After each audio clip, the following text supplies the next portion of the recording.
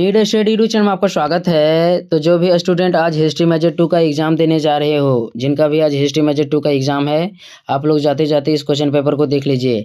इसमें जिस टाइप के क्वेश्चन पूछा गया है उसी तरह से आपके एग्जाम में प्रश्न रहेगा और बहुत सारा प्रश्न भी यहाँ से मैच कर जाएगा, चाहे वह 1 नंबर वाला हो या फिर लॉन्ग आंसर टाइप वाला क्वेश्चन हो। तो इनको क्या करना है, जाते जाते एक बार आपको देख लेना है। आपको एग्जाम में 3 घंटे का समय दिया जाएगा और फुल मार्क्स 75 रहेगा। तो ये आपको पहले भी पता होगा। आगे हम लोग देखते हैं। एक बात आपको ध्यान देना है, जो आपका क्वेश्चन पेपर रहेगा उसमें से केवल आपको 5 प्रश्न का उत्तर देना है, जिसमें से क्वेश्चन नंबर जो 1 रहेगा यह कंपलसरी रहेगा, इसका उत्तर आपको अनिवार्य रहेगा। ठीक है, यानी इसका उत्तर आपको लिखना है तो लिखना है। देखो, जो फर्स्ट क्वेश्चन आपका रहेगा इसमें आपका 1 का अंक वाला 5 ठो प्रश्न रहेगा, जिसका उत्तर आपको 1 वर्ड या फिर 1 वाक्य में देना होगा। तो फर्स्ट प्रश्न हम लोग देखते हैं। पहला प्रश्न यहाँ पर दिया हुआ है, निम्नलिखित में से सही उत्तर का चयन करें। निम्नलिखित में से सही उत्तर का चयन करें। तो जो पहला क्वेश्चन रहेगा, या तो आपके एग्जाम में ऑब्जेक्टिव टाइप का क्वेश्चन पूछा जाएगा या फिर केवल क्वेश्चन रहेगा और उसका उत्तर आपको देना होगा। देखो, यहाँ पर पहला क्वेश्चन दिया हुआ है, कनिष्क किस वंश से संबंधित है। तो इसका आंसर हो जाएगा कुषाण वंश से। केवल सुन लेना है, कनिष्क किस वंश से संबंधित है, कुषाण वंश से। मैंने एमसीक्यू क्वेश्चन भी करवा दिया है, जो भी जितना भी क्वेश्चन करवाया है सारा प्रीवियस ईयर क्वेश्चन पेपर में पूछा गया था। तो उस वीडियो में मैंने इस क्वेश्चन को करवाया था। कनिष्क किस वंश से संबंधित है, तो कुषाण वंश से। नेक्स्ट देखते हैं हम लोग। देखो, दूसरा प्रश्न दिया हुआ है, मथुरा कला का संबंध किससे है। मथुरा कला का संबंध किससे है, तो इसका आंसर हो जाएगा कनिष्क से। कनिष्क के शासनकाल में 2 कलाओं का विकास हुआ था, पहला मथुरा कला और दूसरा गंधार कला। जो गंधार कला था वह बौद्ध धर्म से संबंधित था और कनिष्क भी बौद्ध धर्म को मानता था। तो मथुरा कला या फिर गंधार कला किससे संबंधित है, कनिष्क से संबंधित है। नेक्स्ट हम लोग देखते हैं। तीसरा प्रश्न यहाँ पर दिया हुआ है, गुप्त वंश के संस्थापक किस जाति के थे। गुप्त वंश के संस्थापक किस जाति के थे, तो इसका आंसर हो जाएगा वैश्य जाति के। गुप्त वंश के संस्थापक किस जाति के थे, वैश्य जाति के। नेक्स्ट देखते हैं हम लोग। डी नंबर का यहाँ प्रश्न दिया हुआ है, 5वीं बौद्ध संगीति किसके समय में हुई थी। पहला है हर्षवर्धन, दूसरा है कनिष्क, तीसरा प्रश्न यहाँ पर दिया हुआ है अशोक और चौथा है इसमें से कोई नहीं।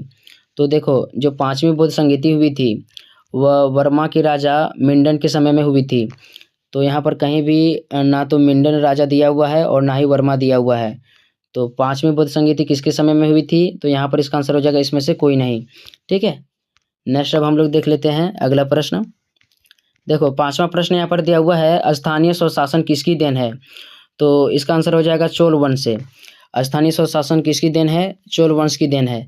तो चोल वंश से संबंधित आपके जो क्वेश्चन पेपर रहेगा वहाँ पर एग्जाम में पूछा नहीं जाएगा, क्योंकि चोल वंश से संबंधित आपको नहीं पढ़ना है। तो स्थानीय स्वशासन किसकी देन है, यहाँ पर इसका आंसर हो जाएगा चोल वंश। तो यह प्रश्न आपका एग्जाम में नहीं आएगा। नेक्स्ट देखते हैं हम लोग। देखो, यहाँ पर आपको भाग बी दिख रहा है, यह भी कंपलसरी है, इनको अच्छी तरह से आप समझो। क्वेश्चन नंबर 1 का 2 ठो भाग रहेगा, भाग ए और भाग बी। भाग ए में आपका 5 ठो प्रश्न रहेगा 1 अंक वाला, जिसमें से आपको 5 मार्क्स मिलेगा। और जो भाग बी रहेगा इसमें से आपको 2 प्रश्नों का उत्तर देना होगा, जो 5-5 अंक का होगा। तो इसमें आपको 10 मार्क्स मिलेगा।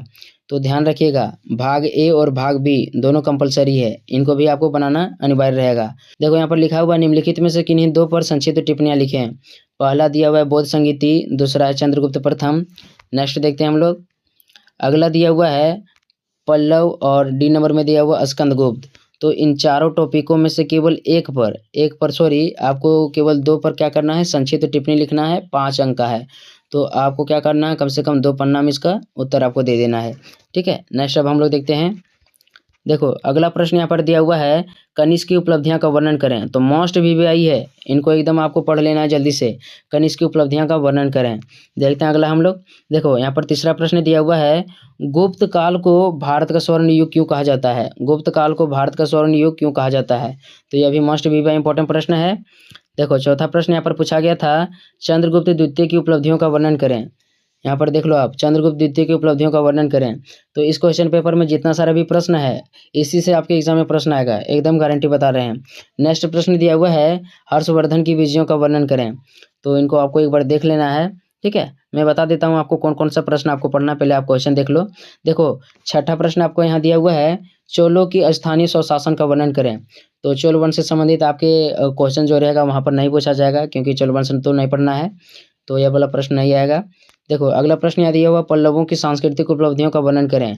तो ये मोस्ट वीवीआई है, इनको पढ़ना है तो पढ़ना है, जल्दी से आप लोग इनको क्या करना है, पढ़ लो, ठीक है। नेक्स्ट क्वेश्चन दिया हुआ है हर्षवर्धन की प्रशासनिक व्यवस्था का वर्णन करें।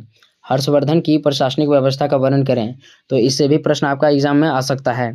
तो देखो आपको 2 प्रश्नों को पढ़ लेना है, जल्दी से मैं आपको बता दे रहा हूँ। पल्लवों की सांस्कृतिक उपलब्धियों का वर्णन करें।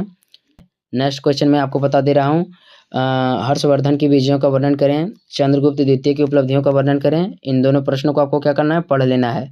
और एक प्रश्न आपको क्या पढ़ लेना है, देखो जितना भी क्वेश्चन है सभी मोस्ट वीवीआई है।